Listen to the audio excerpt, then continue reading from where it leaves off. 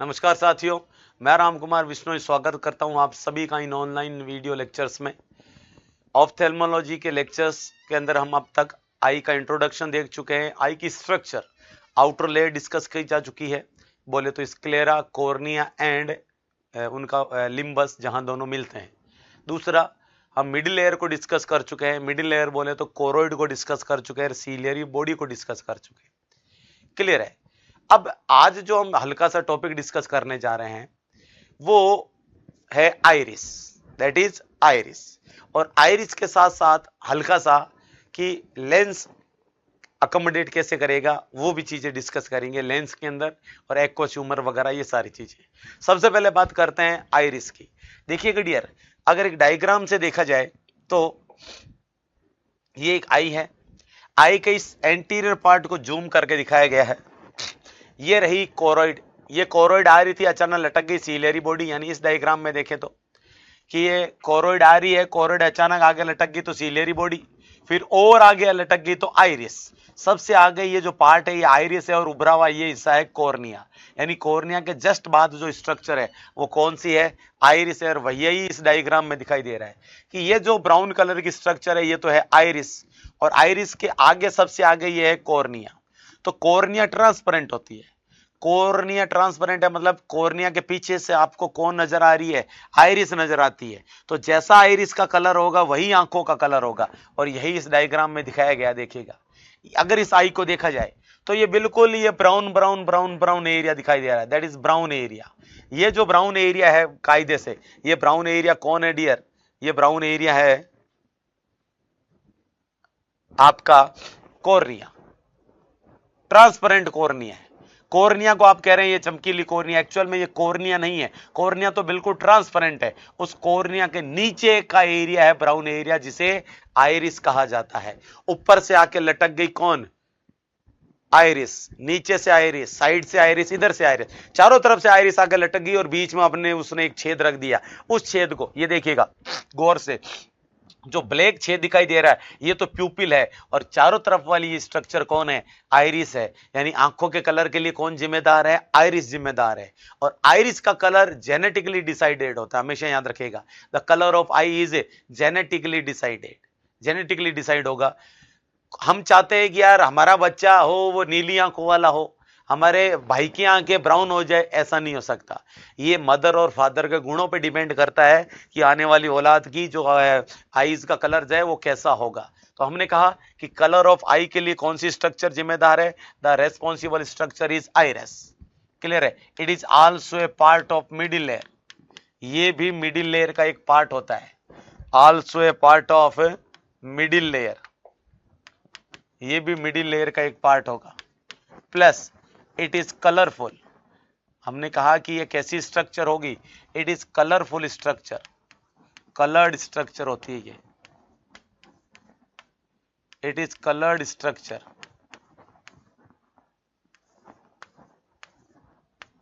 इनके बीच की जो ओपनिंग होगी उसे किस नाम से जाना जाएगा? उससे प्यूपिल के नाम से जाना जाता है। That structure is known as pupil. पहला क्वेश्चन एग्जामिनर पूछता है colour of eye, colour of eye या फिर बोले तो colour of cornea is due to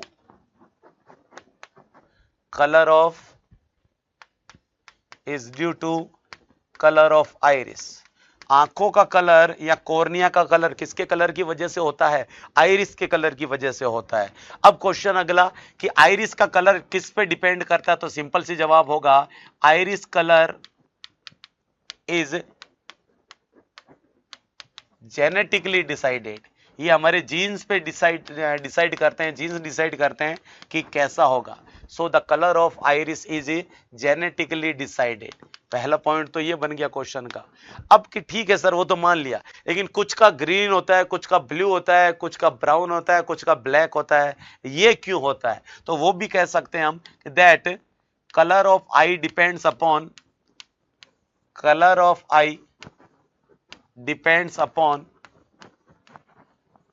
pigments. जी हाँ, हमारे आइरिस के अंदर खूब सारे कलरफुल पिगमेंट्स पाए जाते हैं। उन पिगमेंट्स पे डिपेंड करता है कि हमारी आईज का कलर कैसा होगा, आइरिस का कलर कैसा होगा। देखिएगा डियर, जो लोग अल्बिनो होते हैं, जो लोग अल्बिनो होते हैं, इट मींस उनकी आइरिस का कोई कलर नहीं होता, नो कलर, कोई कलर नहीं होता, व्हाइट कलर कह सकते हैं। क्लियर है, बिल्कुल सफेद आंखें होती है, उनकी आंखों के अंदर कोई कलर ही नहीं होता, उन लोगों को अल्बिनोज कहते हैं। और ये क्यों होता है? क्योंकि उनकी आइरिस में कोई पिगमेंट प्रेजेंट नहीं है, नो पिगमेंट। अगर पिगमेंट ही नहीं होगा तो आइरिस में कोई भी कलर नहीं होगा और आइरिस बिल्कुल व्हाइट कलर की होगी। अगर किसी इंसान की आइरिस जो है वो ब्लू कलर की है, अगर किसी इंसान की आइरिस ब्लू कलर की है, इट मींस वहां पे पिगमेंट तो प्रेजेंट है लेकिन भारी मात्रा में नहीं है। देयर आर फ्यू पिगमेंट्स, बहुत हल्के पिगमेंट्स हैं। तो याद रखिएगा वो किस कलर की होगी, वो ब्लू कलर की होगी, ये वर्ड याद रखिएगा, that will be of blue colour. अगर किसी की आंखों का कलर ब्राउन है, अगर किसी की आंखों का कलर ब्राउन है, इट मींस वहां पे क्या हुआ है, वेरी फ्यू, और ज्यादा कम, वेरी फ्यू पिगमेंट्स आ गए, और कम पिगमेंट्स हो गए, वेरी फ्यू पिगमेंट्स। तो इस वजह से उनकी आंखों का कलर कैसा हो गया है, ब्राउन हो गया है। अगर किसी आंखों का कलर ब्लैक है, इट मींस वहां पे मैनी पिगमेंट्स, बहुत ज्यादा पिगमेंट्स है।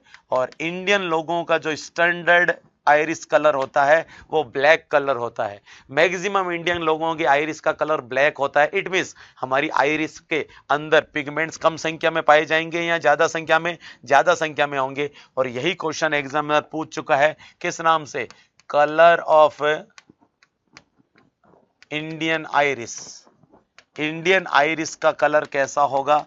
तो सभी का एक साथ रेस्पॉन्ड होना चाहिए, इट शुड बी ब्लैक। किस कलर का, ब्लैक कलर का होगा, ये वर्ड हमेशा याद रखिएगा। तो यहां हल्की सी जानकारी हमने ली किसके बारे में, आइरिस के कलर के बारे में। एक इंपॉर्टेंट कंसेप्ट और देखिएगा डियर, एक डायग्राम से हमने कहा कि दैट दिस इज स्क्लेरा, सबसे बाहर वाली लेयर कौन सी होती है, स्क्लेरा होती है। और उसी स्क्लेरा का आगे की तरफ घुमा हुआ पार्ट क्या कहलाता है, कॉर्निया कहलाता है। इसके जस्ट अंदर जो लेयर होती है उसे कहा जाता है choroid, this is choroid. Choroid यहां से ऊपर जाएगी तो हो जाएगी सीलियरी बॉडी, और आगे उभर जाएगी तो क्या हो जाएगी, आइरिस। इसका मतलब आइरिस किससे जुड़ रही है, कॉर्निया से। आइरिस किससे जुड़ रही है, कॉर्निया से। तो आइरिस और कॉर्निया के बीच का ये वाला जो एंगल है, that angle, the angle between cornea and iris, इस एंगल की बात कर रहा हूं। इस एंगल को आइरिडियल एंगल कहा जाता है। इसे कहा जाता है आइरिस एंगल। और ये कितने डिग्री होना चाहिए, कम से कम ये 45 डिग्री होना चाहिए। It should be 45 degree. कितने डिग्री, 45 डिग्री होना चाहिए। क्यों, इसलिए क्योंकि हमने कहा कि यहां लेंस होगा, यहां सस्पेंसरी लिगामेंट होंगे। हमने कहा सीलियरी बॉडी के अंदर क्या पाए जाएंगे, सीलियरी बॉडी में सीलियरी प्रोसेस होंगे, जहां से पैदा होगा एक्वस ह्यूमर। वो एक्वस ह्यूमर यूं पाएगा, यहां से फिर प्यूपिल से होता हुआ आगे आएगा, और आगे आके इस एंगल के अंदर घुस जाता है, और यहां से फिर ड्रेनेज होता है। यानी एक्वस ह्यूमर ड्रेनेज के लिए इस एंगल का चौड़ा होना जरूरी है, कम से कम 45 डिग्री होना जरूरी है। अगर ये एंगल बंद हो गया, नैरो हो गया किसी वजह से, अगर ये आइरिस आगे गिर गई तो ये एंगल बंद होते होते पूरा बंद हो जाएगा, और उस वजह से अंदर एक्वस ह्यूमर जमा होता जाएगा और ग्लूकोमा हो जाएगा, जिसे कहते हैं क्लोज्ड एंगल ग्लूकोमा, क्योंकि एंगल क्लोज हो गया है। तो एक्वस ह्यूमर के ड्रेनेज के लिए एंगल का खुला रहना जरूरी है, यानी इस एंगल का 45 डिग्री रहना जरूरी है। एक ड्रग्स है बेटा जी, माइड्रिएट्रिक्स, जो प्यूपिल को डायलेट करती है। ये बीच वाली जगह क्या कहलाएगी, ये प्यूपिल कहलाएगी। और प्यूपिल को डायलेट करने वाली ड्रग्स को माइडिएट्रिक्स कहते हैं। माइडिएट्रिक्स की जहां तक बात की जाती है, ये प्यूपिल को डायलेट कैसे करेगी, ये इस आइरिस को आगे की तरफ घुमाएगी।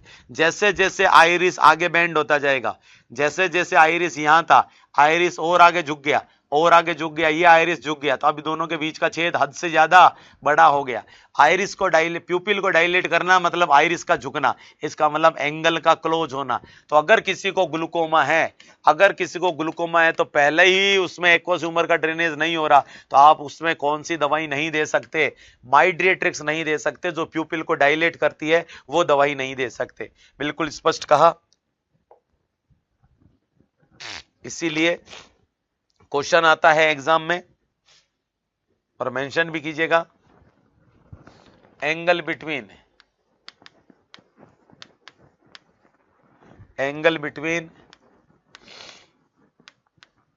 Iris and cornea, angle between iris and cornea is equals to 45 degree. कितने डिग्री का होता है? 45 डिग्री का होता है। और यहीं से ड्रेनेज होता है। This is site for aqueous humour drainage. यही जगह है, यही वो साइट है जहां से किसका ड्रेनेज होगा? एक्वस ह्यूमर का ड्रेनेज होगा। This is site for aqueous humour drainage. Is it clear? चलेगा। कौन सी दवाई नहीं देनी चाहिए? हमें नहीं देनी चाहिए माइडिएट्रिक्स मतलब वो ड्रग्स जो क्या करती है? प्यूपिलरी डायलेशन करती है। जो प्यूपिल का डायलेशन करने वाली ड्रग्स है, प्यूपिल डायलेशन ड्रग्स, डायलेटिंग ड्रग्स, उन्हें माइडिएट्रिक्स कहा जाता है। और ये ड्रग्स अवॉइडेड है, कॉन्ट्रा इंडिकेटेड है। किस केस में? ग्लूकोमा के, क्योंकि ये एंगल को क्या कर देगी? क्लोज कर देगी। So mydriatics are contraindicated in glaucoma. These are contraindicated in glaucoma. As these closes this angle, क्योंकि ये इस एंगल को क्या कर देती है? क्लोज कर देती है। प्यूपिल को डायलेट होना होगा तो आइरिस को हटना पड़ेगा, और आइरिस हटेगा तो कॉर्निया के टच हो जाएगा, तो एंगल ब्लॉक हो जाएगा। इसलिए ये दवाई इस केस में अवॉइड की जाती है। तो यहां हल्की सी जानकारी ले ली हमने आइरिस की। अब देखिएगा डियर, हम अगर इस डायग्राम को फिर रिपीट करें तो इस आइरिस के सेंटर में कौन होता है? आइरिस के सेंटर में एक छेद है जिसे किस नाम से जाना जाता है? जिसे प्यूपिल के नाम से जाना जाता है। Yes, this opening is known as pupil. ये रहा आइरिस और ये आइरिस के बीच का छेद, जिसे किस नाम से जाना जा रहा है डियर? प्यूपिल के नाम से जाना जाता है। अब देखिएगा बेसिक क्वेश्चन क्या निकल के आता है एग्जामिनर से। ये देखिएगा अच्छे से डायग्राम को, आई बॉल ऊपर की तरफ है, ये ट्रांसपेरेंट ऐसा लगता है कांच से बना हुआ एक कवर है, और इस चीज को कहा जाता है कॉर्निया। बिल्कुल ट्रांसपेरेंट होता है, इसे कहा जाता है कॉर्निया। ये रेड वाली जो लेयर है ये है कोरोइड। ये कोरोइड यहां आने के बाद लटक गई, देखिएगा यहां अंदर तक लटकी हुई है, पीछे से आपने दिखा रखी है काट के। इसे कहते हैं सीलियरी बॉडी। और यही मसल्स फिर आगे की तरफ घूम के एक पूरा चक्र बना रही है, गोला, आधा गोला काटा हुआ। ये देखिएगा ये पूरा ग्रीन कलर वाला गोला, इसे किस नाम से जाना जाता है? इसे जाना जाता है dear better known as iris. और इसके बीच का ये जो छेद है इसे क्या कहा जाएगा? प्यूपिल कहा जाएगा। तो ये क्वेश्चन तो क्लियर हो गया कि आइरिस और प्यूपिल। आइरिस क्या होता है? आइरिस होता है मिडिल लेयर का एक प्रोजेक्शन, और उसके बीच का पॉइंट क्या कहलाता है? प्यूपिल। तो इसी आइरिस में हम हल्की सी जानकारी लेते हैं, किसके बारे में? प्यूपिल के बारे में। एक चीज याद रखेगा डियर, प्यूपिल का काम किसको आने और जाने की परमिशन देना? लाइट को। कितनी लाइट आएगी कितनी नहीं आएगी ये डिसाइड कौन करता है? प्यूपिल। लेकिन ये डायफ्राम नहीं है, डायफ्राम के बीच का छेद है। डायफ्राम तो किसको कहते हैं? बच्चे बहुत कंफ्यूज रहते हैं। बच्चे कहते हैं कि sir diaphragm of I, diaphragm of आई प्यूपिल को कहते हैं। नहीं, diaphragm of I is iris, और उस आइरिस के अंदर का जो छेद है उसे क्या कहा जाता है? प्यूपिल कहा जाता है। तो हम कह सकते हैं central opening in iris. Iris के बीच की जो सेंट्रल ओपनिंग है उसे किस नाम से जाना जाएगा? उससे प्यूपिल के नाम से जाना जाता है। Central opening in iris is known as pupil, इससे प्यूपिल कहा जाता है। प्यूपिल डिसाइड करता है कि कितनी लाइट आएगी और जाएगी। और एक यूनिवर्सल चीज है, यहां कोई कलर नहीं होता, ये ब्लैक कलर की, क्योंकि पीछे की तरफ कोई लाइट नहीं है, ब्लैक इन कलर। प्यूपिल हमेशा किस कलर की होगी? चाहे आइरिस किसी भी कलर की हो, प्यूपिल हमेशा ब्लैक कलर की होगी, क्योंकि ब्लैक होल जहां लाइट नहीं होती वो किस कलर जगह की? ब्लैक कलर की। इसी में से लाइट आती जाती, यहाँ कोई स्ट्रक्चर है ही नहीं, तो ये ब्लैक कलर की होती है प्यूपिल। अगर बात की जाए प्यूपिल की, तो प्यूपिल का फंक्शन क्या होगा? अगर कोई पूछे what is the function of प्यूपिल, तो हम कह सकते हैं कि प्यूपिल का फंक्शन होता है ये कंट्रोल करना कि कितनी लाइट आएगी और जाएगी। To regulate amount of light, to regulate amount of light entering into eyes। Eyes में कितनी लाइट एंटर करेगी ये रेगुलेट कौन करता है? ये रेगुलेट प्यूपिल करता है। क्लियर है जी। चलिए अब प्यूपिल की दो मसल्स के बारे में बेहतरीन क्वेश्चन आते हैं। प्यूपिल के अंदर ही जो सबसे इंपॉर्टेंट काम की चीज है वो है प्यूपिलरी मसल्स। एक्चुअल में ये मिसनोमर है। प्यूपिल तो खाली जगह है, तो उस खाली जगह में कौन सी मसल होगी, इसलिए हमने कहा प्यूपिल में तो मसल ही नहीं होगी, इसीलिए कह रहा हूं ये मिसनोमर है। एक्चुअल में ये प्यूपिल ऑफ मसल ना होके क्या होना चाहिए था, मसल्स ऑफ आइरिस। ये मसल्स आइरिस में पाई जाती है, प्यूपिल में नहीं पाई जाती। हमने ये कहा कि चारों तरफ का जो ब्राउन एरिया है, चारों तरफ का कलरफुल एरिया है, इस कलरफुल एरिया को कहते हैं आइरिस, और इसके बीच का छेद क्या कहलाता है, प्यूपिल कहलाता है। इस आइरिस में गोल गोल मसल्स होती है, इन गोल गोल मसल्स को कहते हैं circular muscles. These are known as a circular muscles. ये सर्कुलर मसल्स ऐसे गोल गोल होती है। क्लियर है। तो हमने कहा कि सर पहली मसल्स जो होगी वो पहली मसल होगी circular muscle. First muscle will be circular muscles. बिल्कुल क्लियर है। एक मसल होगी सर्कुलर मसल। जब ये मसल कॉन्ट्रैक्ट करेगी, जब सर्कुलर मसल कॉन्ट्रैक्ट करेगी तो प्यूपिल क्या कर जाएगी, पिचक जाएगी, प्यूपिल पिचक जाएगी। इसका मतलब ये एक स्फिंक्टर का काम कर रही है। स्फिंक्टर भी तो ऐसा ही होता है, रबर बैंड, गोल रबर बैंड। इसका मतलब ये स्फिंक्टर का काम कर रही है। तो क्या मैं इसे स्फिंक्टर प्यूपिली कह सकते हैं? बिल्कुल सही कहा, इसे स्फिंक्टर प्यूपिली कहा जाता है, क्योंकि ये प्यूपिल पे स्फिंक्टर का काम करती है, सर्कुलर मसल होती है। इसके ऑपोजिट इसी आइरिस में कुछ मसल ऐसी होगी रेडियस की तरह, सेंटर से बाहर ये रेडियस होता है ना, तो रेडियस की तरह होगी ऐसी। जब ये कॉन्ट्रैक्ट करेगी, बाहर वाला हिस्सा फिक्स है, कॉन्ट्रैक्ट करेगी तो अंदर वाले हिस्से को खींचेगी, अंदर वाले हिस्से को खींचेगी, अंदर वाला हिस्सा खींचा चला जाएगा। इसका मतलब प्यूपिल क्या हो जाएगा, डायलेट हो जाएगा। और इन मसल को एक खास नाम से जाना जाता है dear, and that is radialis muscle. That is radialis muscle. हमने कहा कि दो तरह की मसल्स हैं हमारे पास में, एक सर्कुलर मसल और दूसरी रेडियलिस मसल या रेडियल मसल्स।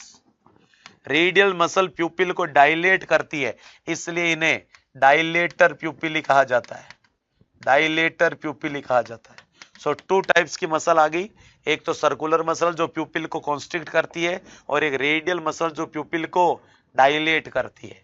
फंक्शन भी समझ में आ गया सर। इसका काम होगा प्यूपिल कॉन्स्ट्रिक्शन, प्यूपिल कॉन्स्ट्रिक्शन, और इसका काम होगा प्यूपिल डायलेशन, प्यूपिल डायलेशन। अब बेहतरीन क्वेश्चन सुनिएगा, इन्हें सप्लाई कौन करता है, कौन सी नर्व करवाती है इस मसल से काम? तो याद रखिएगा, प्यूपिल कॉन्स्ट्रिक्शन का काम करती है ओक्यूलोमोटर नर्व, ओक्यूलोमोटर नर्व। जी हां, क्रेनियल नर्व नंबर 3, उसका ही नाम था क्या, ओक्यूलोमोटर नर्व। क्रेनियल नर्व नंबर 3 वही जो मैक्सिमम आई मसल्स को सप्लाई कर रही थी, मैक्सिमम आई मसल्स को सप्लाई करने का काम था इसका, क्रेनियल नर्व नंबर 3 का। लेटरल रेक्टस को छोड़ दो, सुपीरियर ओब्लिक को छोड़ दो, बाकी superior rectus, inferior rectus, medial rectus और इंफीरियर ओब्लिक, उन चारों को कौन सप्लाई करती है, ओक्यूलोमोटर। जी हाँ, प्यूपिल को कॉन्स्ट्रिक्ट करना किसका काम होगा, ओक्यूलोमोटर का। जबकि प्यूपिल डायलेशन का काम सिंपैथेटिक नर्व्स करती है, सिंपैथेटिक नर्व्स करती है, सिंपैथेटिक नर्व्स करेगी। This will be a function of sympathetic nerves करेगी, और इन्हीं के डैमेज होने से हॉर्नर सिंड्रोम हो जाता है। यही सिंपैथेटिक नर्व जब डैमेज हो जाती है तो क्या होगा, तो प्यूपिल डायलेट नहीं होगा, प्यूपिल कॉन्स्ट्रिक्टेड हो जाएगा, और घटना को हॉर्नर सिंड्रोम कहा जाएगा। तो समझ में आ गया होगा, प्यूपिल कॉन्स्ट्रिक्शन का काम ओक्यूलोमोटर नर्व करती है। मसल कौन सी, और सर्कुलर मसल या स्फिंक्टर प्यूपिली, और प्यूपिल को डायलेट करने का काम कौन करती है, तो जवाब मिलेगा प्यूपिल के डायलेशन का काम करती है डायलेटर प्यूपिली। बोले तो नर्व कौन सी, सिंपैथेटिक नर्व्स काम करती है। एक इंपॉर्टेंट क्वेश्चन, प्यूपिल एग्जामिनेशन भी बहुत ज्यादा जरूरी होता है। जब कभी हेड इंजरी वगैरह का पेशेंट आता है तो याद रखेगा प्यूपिल का खास एग्जामिनेशन किया जाता है, जिसे कहते हैं pupillary examination, that is known as pupillary examination. और प्यूपिलरी एग्जामिनेशन के लिए एक निमोनिक है जो आपको याद होना चाहिए, एग्जामिनर उसकी फुल फॉर्म पूछ सकता है, that is PERLA, PERLA. Pupillary examination is better assessed as Perla. P for pupil, E for equal, R for round, R for reactive to, L for light, A for accommodation. हमने कहा कि प्यूपिल जो होगी वो बराबर होगी, राइट और left दोनों प्यूपिल सेम साइज की होगी, या तो दोनों चौड़ी तो दोनों चौड़ी, दोनों पिचकी भी तो दोनों पिचकी, दोनों बीच वाली तो दोनों बीच साइज की। प्यूपिल दोनों इक्वल होगी, दोनों राउंड होगी, दोनों लाइट को रिएक्ट करेगी और दोनों अकोमोडेशन शो करेगी। अगर ये गुण किसी में है इसका मतलब उसकी प्यूपिल ठीक है।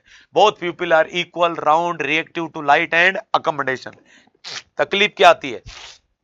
तकलीफ एक तो प्यूपिल के इक्वलिटी को लेके आती है, दोनों प्यूपिल सेम साइज की हो ऐसा जरूरी नहीं है। हेड इंजरी के केस में दोनों प्यूपिल अलग अलग साइज की हो सकती है और उस घटना को कहा जाता है एनआइसोकोरिया। एनआइसोकोरिया का मतलब होता है डिफरेंट या unequal size of, unequal size of both pupils. दोनों प्यूपिल्स के साइज का अनइक्वल होना, अलग अलग साइज का होना, इस चीज को किस नाम से जाना जाता है? एनआइसोकोरिया के नाम से जाना जाता है। अगर इससे स्टेप में हम एक कदम और आगे बढ़े तो देखिएगा डियर, प्यूपिल की जहां तक बात है, प्यूपिल कॉन्स्ट्रिक्शन और रिलेटेड से रिलेटेड बहुत क्वेश्चन आते हैं। हल्का सा देखिएगा, ये रहा हमारा सेरिब्रम, ये रहा सेरिबेलम और ये रहा ब्रेन स्टेम। और ब्रेन स्टेम का सबसे पहला पार्ट होता है मिड ब्रेन, और मिड ब्रेन से ऊपर की तरफ दो नर्व निकलती है, ऊपर की तरफ, जिन्हें कहा जाता है ओकुलोमोटर। ये घूम के फिर बाहर आती है। ओकुलोमोटर यानी क्रेनियल नर्व नंबर 3 दो होती है, और दोनों कहां से निकलती है? मिड ब्रेन के अपर पोर्शन से निकलती है। क्लियर? एक राइट आई को सप्लाई करती है, एक लेफ्ट आई को, और दोनों का काम प्यूपिल को क्या करना? कॉन्स्ट्रिक्ट करना, प्यूपिल को नैरो करना। अब काम की चीज सुनिएगा, अगर किसी इंसान की आप न्यूरोलॉजिकल असेसमेंट कर रहे हैं और एक प्यूपिल डायलेटेड है, यूनिलेटरल प्यूपिलरी डायलेशन, एक साइड की प्यूपिल डायलेटेड है, यूनिलेटरल प्यूपिलरी डायलेशन, इसका मतलब क्या हुआ? एक प्यूपिल डायलेटेड है और एक कॉन्स्ट्रिक्टेड है। जो कॉन्स्ट्रिक्टेड है वहां की, तो इसका मतलब कौन सी नर्व काम कर रही है? ओकुलोमोटर काम कर रही है। भाई प्यूपिल कॉन्स्ट्रिक्शन कौन करवाता है? ओकुलोमोटर करवाता है। तो प्यूपिल कॉन्स्ट्रिक्टेड है यानी ओकुलोमोटर काम कर रही है, और प्यूपिल कॉन्स्ट्रिक्टेड नहीं है मतलब डायलेटेड है, मतलब ओकुलोमोटर काम नहीं कर रही। एक प्यूपिल डायलेटेड है, इसका मतलब उसी साइड की कौन डैमेज हो गई है? इप्सिलेटरल। सेम साइड के लिए वर्ड आता है इसके, इप्सिलेटरल ओकुलोमोटर नर्व डैमेज। अगर उसी साइड की ओकुलोमोटर नर्व डैमेज हो जाए तो उस केस में याद रखिएगा आपको क्या देखने को मिलेगा? यूनिलेटरल प्यूपिलरी डायलेशन देखने को मिलेगा। एक साइड की प्यूपिल डायलेट हो जाएगी। लेकिन इसके ऑपोजिट अगर बाइलेटरल प्यूपिलरी डायलेशन है, बाइलेटरल प्यूपिलरी डायलेशन, दोनों साइड की प्यूपिल डायलेट हो गई है, बाइलेटरल प्यूपिलरी डायलेशन, तो यह सिद्ध करता है कि both oculomotor damage, both oculomotor nerve damage. Full form लिख देते हैं, इसका मतलब डैमेज हो गई है कौन? दोनों ओकुलोमोटर नर्व्स, बोथ ओकुलोमोटर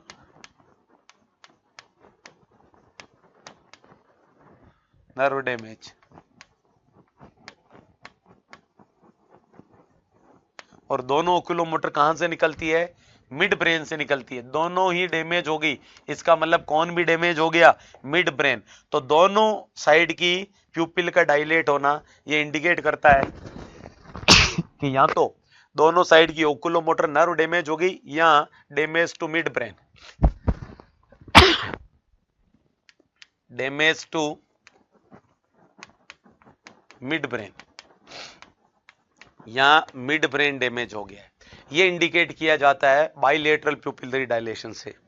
बात प्यूपिल की चली है तो इसके ऑपोजिट एक क्वेश्चन पिन पॉइंट प्यूपिल का, पिन पॉइंट प्यूपिल का, कि प्यूपिल बिल्कुल पिन पॉइंट है, बिल्कुल नैरो हो गई है। ऐसा कब देखने को मिलता है? जब पॉन्स में हेमरेज होता है, पॉन्टाइन हेमरेज, याद रखिएगा, पिन पॉइंट प्यूपिल का मतलब सिंपैथेटिक सप्लाई ब्लॉक हो रही है, क्योंकि प्यूपिल कॉन्स्ट्रिक्ट कौन करती है? ओकुलोमोटर। इसका मतलब ओकुलोमोटर तो काम कर रही है, तभी तो प्यूपिल कॉन्स्ट्रिक्ट है। प्यूपिल डायलेट नहीं हो पा रही है। क्यों नहीं हो पा रही? क्योंकि सिंपैथेटिक सप्लाई टूट गई है, और उसके लिए जिम्मेदार होता है पोन्टाइन हेमरेज या ऑर्गेनोफॉस्फोरस पॉइजनिंग। ऑर्गेनोफॉस्फोरस पॉइजनिंग, जो पेस्टिसाइड काम में लिए जाते हैं खेतों में खरपतवार को खत्म करने के लिए, एल्ड्रिन वगैरह, ठीक है डियर, एग्जाम्पल एल्ड्रिन वगैरह। तो जो एल्ड्रिन वगैरह है, तो उस एल्ड्रिन वगैरह के अंदर किसका उसकी अगर पॉइजनिंग हो जाए तो प्यूपिल पिन पॉइंटेड हो जाती है, प्यूपिल बिल्कुल क्या हो जाती है? नैरो हो जाती है, हद से ज्यादा पिचक जाती है। तो हमने कहा डियर, प्यूपिल कॉन्स्ट्रिक्शन किसकी वजह से होता है, प्यूपिल डायलेशन किसकी वजह से होता है, ये हमें बिल्कुल समझ में आ गया। एक बेसिक क्वेश्चन यहां से फिर निकल के आता है कि आखिरकार प्यूपिल का डायमीटर कितना होता है। ये भी एक क्वेश्चन, आपने कहा कि सर प्यूपिल नैरो हो जाती है, प्यूपिल डायलेट हो जाती है, तो प्यूपिल का डायमीटर कितना होता है ये बताएं। प्यूपिल डायमीटर तो डिपेंड करता है लाइट कैसी है। अगर तेज रोशनी में आप खड़े हैं, ब्राइट लाइट में, इसका मतलब ज्यादा लाइट है, तो प्यूपिल क्या करेगी? डायलेट होगी या नैरो? अगर लाइट ज्यादा है तो ज्यादा लाइट आंखों में जानी नहीं चाहिए, लिमिट की जानी चाहिए, तो प्यूपिल को स्ट्रिक्ट कर जाएगी। और अगर डिम लाइट है, इसका मतलब बाहर लाइट बहुत ही कम है, तो अच्छी लाइट भेजने के लिए प्यूपिल को डायलेट होना पड़ेगा। ब्राइट लाइट का मतलब कॉन्स्ट्रिक्टेड प्यूपिल, प्यूपिल कॉन्स्ट्रिक्टेड रहेगी, जबकि डिम लाइट का मतलब dilated प्यूपिल, D for D, dilated प्यूपिल। Dim light में प्यूपिल डायलेट होगी और वहां कॉन्स्ट्रिक्टेड होगी। कितना डायमीटर होगा? तो यहां डायमीटर होगा 2 से 4 mm, और यहां डायमीटर होगा आपका 4 से 8 mm। जी हाँ, the appropriate diameter in dim light will be 4 to 8 mm, और in sharp light it will be 2 to 4 mm। अगर इसी में रेंज पूछ ली जाए, देखिएगा बेटा, एक एग्जाम में सिंपल क्वेश्चन इसकी रेंज का भी पूछा जा चुका है, और उस हिसाब से राइट आंसर था 1.825 उस क्वेश्चन में जो था। क्लियर है? तो एवरेज रेंज, मिडिल रेंज किस नाम से जानी जाती है? अप्रोक्सीमेटली 1.8 से 5 mm की रेंज को मिड रेंज बोला जाता है। बाकी 2 से लेके 8 mm तक, मिनिमम 2 mm और मैक्सिमम 8 mm, ये काम करती है डिम लाइट और ब्राइट लाइट के अंदर। ये प्यूपिल का डायलेशन हुआ। क्लियर है बेटा जी? देखिएगा, प्यूपिल एक बहुत इंपॉर्टेंट पार्ट है। अब बात कर लेते हैं प्यूपिल से रिलेटेड ये खास रिफ्लेक्स की, जिससे बहुत क्वेश्चन जनरेट होते हैं, and that is pupillary light reflex. देखिएगा डियर, एक खास रिफ्लेक्स और होता है जिससे क्वेश्चन पूछे जाते हैं, और उसे कहते हैं प्यूपिलरी लाइट रिफ्लेक्स। नाम से ही पता चल रहा है कि अगर प्यूपिल पे लाइट डाली जाए और उसकी वजह से प्यूपिल में कुछ हरकत हो, तो उसे क्या कहते हैं? प्यूपिलरी लाइट रिफ्लेक्स कहते हैं। हम सभी जानते हैं कि जब भी तेज रोशनी डाली जाती है आंखों पे, तो आंखों की जो प्यूपिल है वो कॉन्स्ट्रिक्ट हो जाती है। कौन सी नर्व की वजह से? ओकुलोमोटर नर्व की वजह से। और यही रिफ्लेक्स क्या कहलाता है? प्यूपिलरी लाइट रिफ्लेक्स कहा जाता है। तो हम लिख रहे हैं डियर, प्यूपिलरी लाइट रिफ्लेक्स में bright light flashes over eyes. जब भी आंखों के ऊपर तेज रोशनी डाली जाती है तो क्या होता है? दो चीजें होती है डियर, इससे दो चीजें होती है कि प्यूपिल कॉन्स्ट्रिक्शन, प्यूपिल क्या कर जाएगी? कॉन्स्ट्रिक्शन कर जाएगी, पहली। दूसरी साइड भी मैंने लिख दिया प्यूपिल कॉन्स्ट्रिक्शन, कि प्यूपिल कॉन्स्ट्रिक्शन कर जाएगा। तो क्वेश्चन आता है सर प्यूपिल कॉन्स्ट्रिक्शन किधर? देखिएगा, जिस आंख पे लाइट डाल रहे हो, इन सेम आई, और दूसरा इन अदर आई। जिस आंख पे लाइट डाली गई, जिस आंख पे लाइट डाली गई, अगर उस आंख में ही प्यूपिल कॉन्स्ट्रिक्ट कर जाती है, प्यूपिल ब्राइट लाइट फ्लैशेस ओवर आई, आंख के ऊपर लाइट डाली गई, ठीक है, स्पेसिफिक आई, कोई एक खास आई, चाहे राइट आई चाहे लेफ्ट आई, वो आपकी मर्जी पे है। अगर किसी खास आई पे, स्पेसिफिक आई पे लाइट डाली गई तो उस वजह से क्या होगा, स्पेसिफिक आई पे लाइट डालेंगे तो उसी स्पेसिफिक आई में क्या होगा, प्यूपिल का कॉन्स्ट्रिक्शन होगा। और साथ ही साथ आंख राइट पे, लाइट राइट पे डाल रहे हो लेकिन लेफ्ट की प्यूपिल भी कॉन्स्ट्रिक्ट हो जाती है। जी हाँ, ये है प्यूपिलरी रिफ्लेक्स। तो सेम आई में लाइट डाला और सेम आई कॉन्स्ट्रिक्ट हुई तो इसे कहते हैं direct pupillary reflex. This is direct pupillary light reflex. इसे डायरेक्ट प्यूपिलरी लाइट रिफ्लेक्स कहते हैं। जबकि आंख, लाइट आपने किसी और आंख पे डाली और दूसरी आंख में कॉन्स्ट्रिक्शन हो गया है तो इसे कहते हैं indirect pupillary light reflex. This is known as indirect pupillary light reflex. और इसी इनडायरेक्ट प्यूपिलरी लाइट रिफ्लेक्स को एग्जामिनर एक खास नाम से बुलाता है जिससे बहुत ज्यादा क्वेश्चन आते हैं एग्जाम में, और उस खास नाम को कहते हैं कंसेंसुअल, कंसेंसुअल रिफ्लेक्स। याद रखिएगा, कंसेंसुअल प्यूपिलरी रिफ्लेक्स का मतलब जितने क्वेश्चन मार्क बना सके इतना ज्यादा जरूरी होता है। कंसेंसुअल का मतलब आंख किसी लाइट किसी और आई पे डाली गई और प्यूपिल उससे ऑपोजिट वाली, वो तो होगी उसके ऑपोजिट आई भी अगर प्यूपिल कॉन्स्ट्रिक्ट कर जाए तो उसे कंसेंसुअल लाइट रिफ्लेक्स कहते हैं। चलिएगा, ये क्लियर हो गया। एक आंख से रिलेटेड रिफ्लेक्स और है बेटा जी प्यूपिल से related, better known as oculocardiac reflex. एक रिफ्लेक्स है जिसे कहा जाता है ओकुलोकार्डियक रिफ्लेक्स।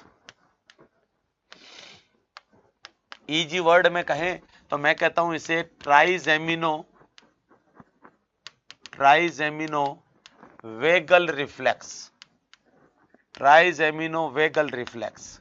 ये क्या होता है समझिएगा डियर, कि ये हमारी आईबॉल है, आईबॉल से दो नर्व्स आती है, दो नर्व्स जाती है, आती नहीं जाती है।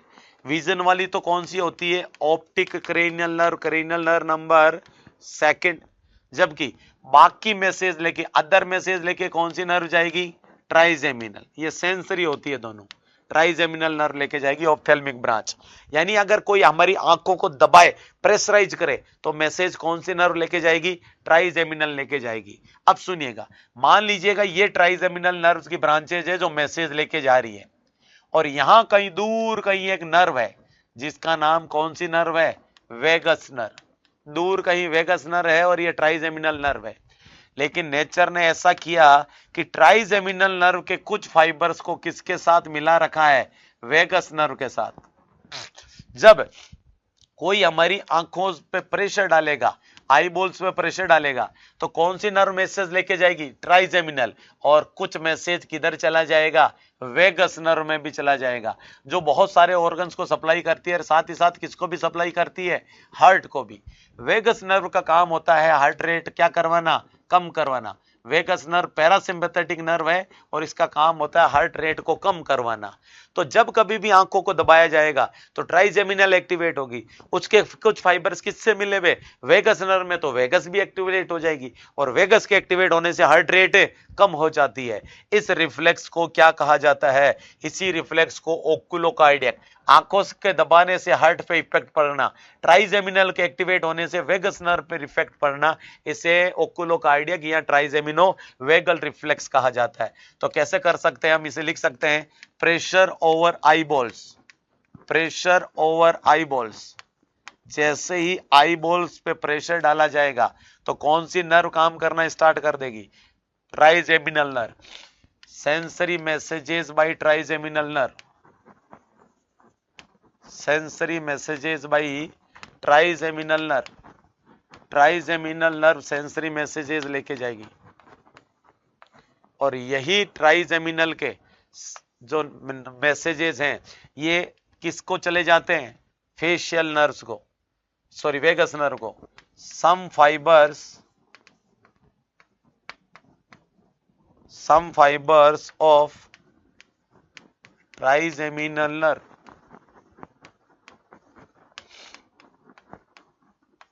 are attached to vagus nerve.